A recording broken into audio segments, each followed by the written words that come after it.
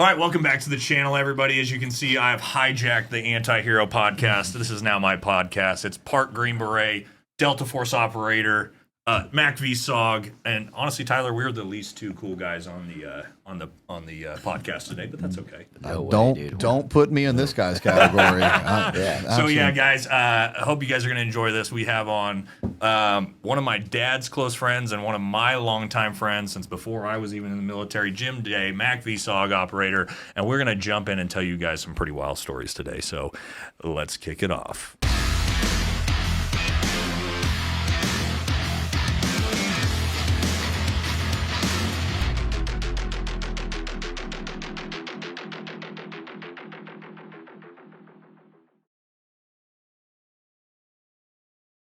I think it'd be interesting to talk about what did your loadout look like? What type of rifle did you carry? What were you carrying on you? How much food, water, bullets, medical gear, radios? We were supposed to carry foreign weapons or antique weapons. Yeah, okay, that makes sense. Okay. Because you're wearing non-standard uniforms, no identifiers, no American flags, none of that. None of that. No. Wow. No. If we ended up out there laying on the ground, right? There's nothing to identify where we come from. Okay. You know. I have a question. Except your round eyes. Were they? Were people that were killed? Were they given proper military services and burials, or was it just? That's a good question. Well, not until 30 years later, right? If we got them back, I mean, there's a lot of guys that are still there. A lot of guys. Is that a lot of them where they just get the MIA? Yeah. Even though they may know what happened to them, but they just get the MIA nomenclature because of the mission? At some point, the military would classify them KIA, body not recovered. Okay. At some point. Okay. Yeah. Because otherwise, they have to keep paying the... That's a harsh truth. Yeah, it is a harsh truth. Wow. My gosh. Yeah. So, would you have any foreign sniper weapons? Would you have those? Yeah. As a reconnaissance guy, we'd always carry some sort of long gun. The jungle, though. But yeah. Would you have any long guns? See John sitting over there? Right. That was a long. That's a long ways away. For you, huh? Yeah. How about night vision? Do you have the starlight? Yes, we did. It was like this, and not many people carried one. Was it so big and heavy and just not good? Yeah, we were carrying a ton anyway, because like I said, we didn't get resupplied, so what we had in our ruck was what we had. Yeah. So you guys were probably carrying a lot more than a standard A-team would. Oh, absolutely. Okay, you're carrying more probably what me and Brent were carrying when we were operating. Well, maybe not Brent and Delta, but as Green Berets, you got to carry everything that you need when you're on the operation. I carried typically 33 20-round magazines.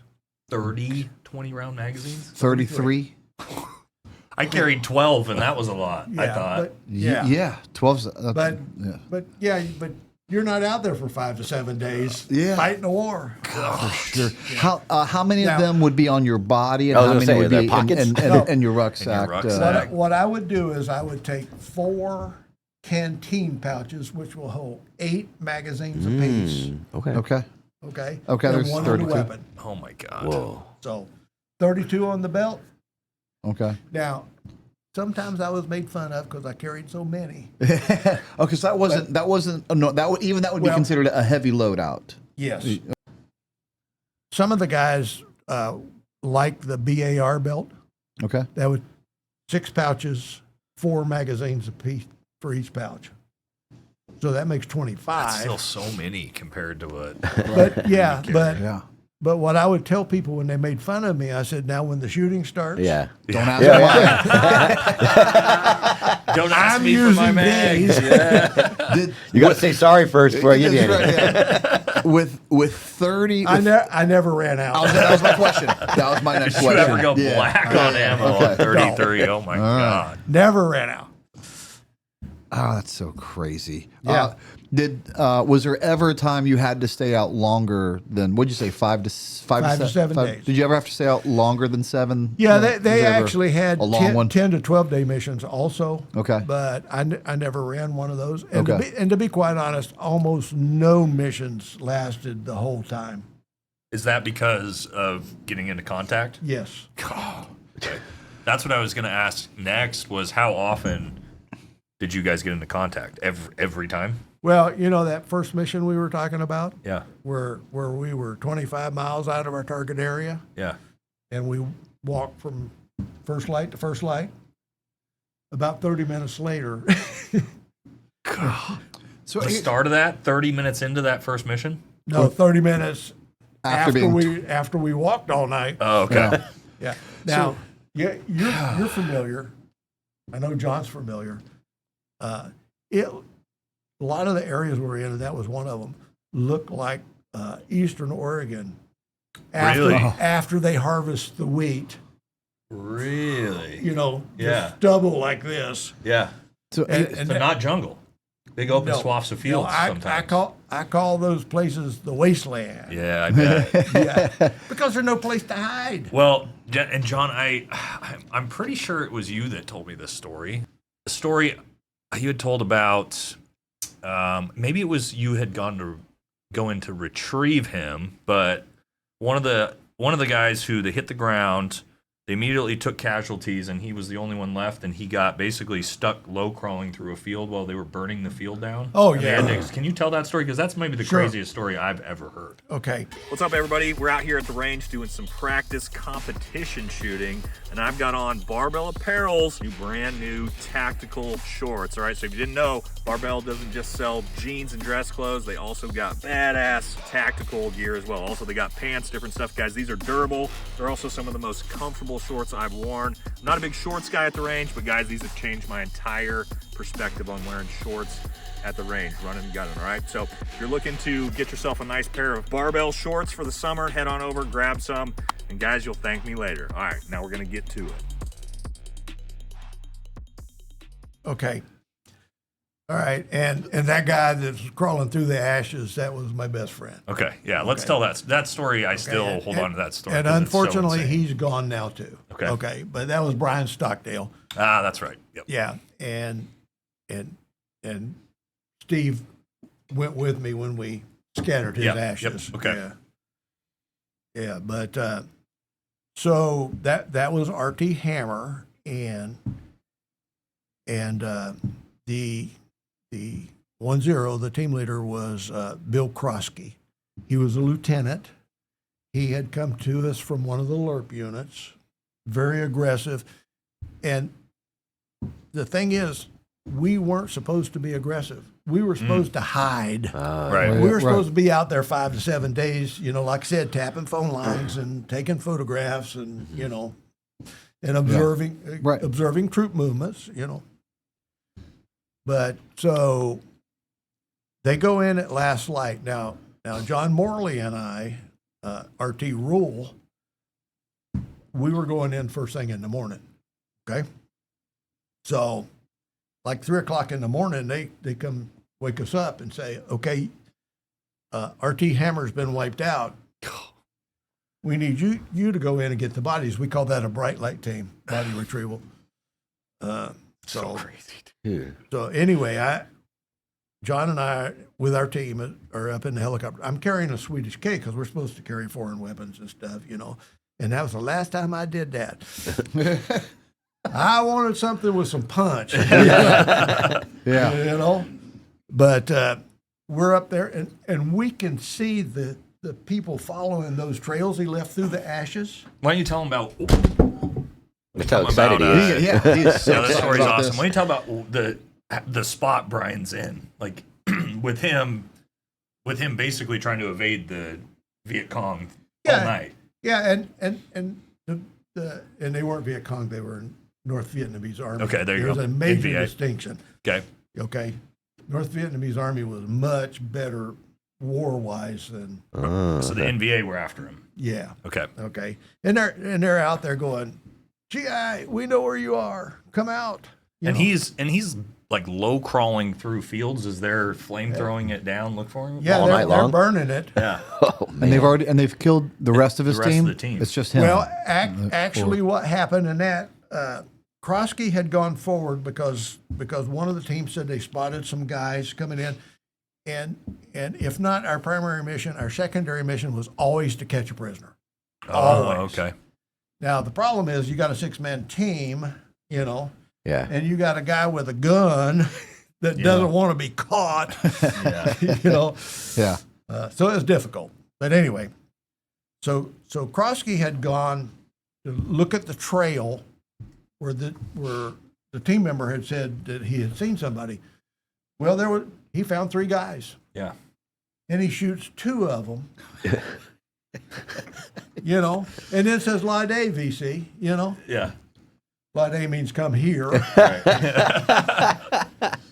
And the guy disagreed. You already shot my friends. Yeah, and we laugh about it, but Right. Unfortunately, Bill was killed. And In this operation.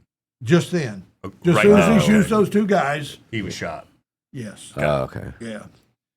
And so anyway, Stockdale. Well, the point man that was with Krosky comes back to the team and says, Daiwi, Lieutenant, Finney, So Stockdale goes up to check this out, we're about 50 yards away in the jungle, And so he goes up there and he gets almost close enough to touch him, almost.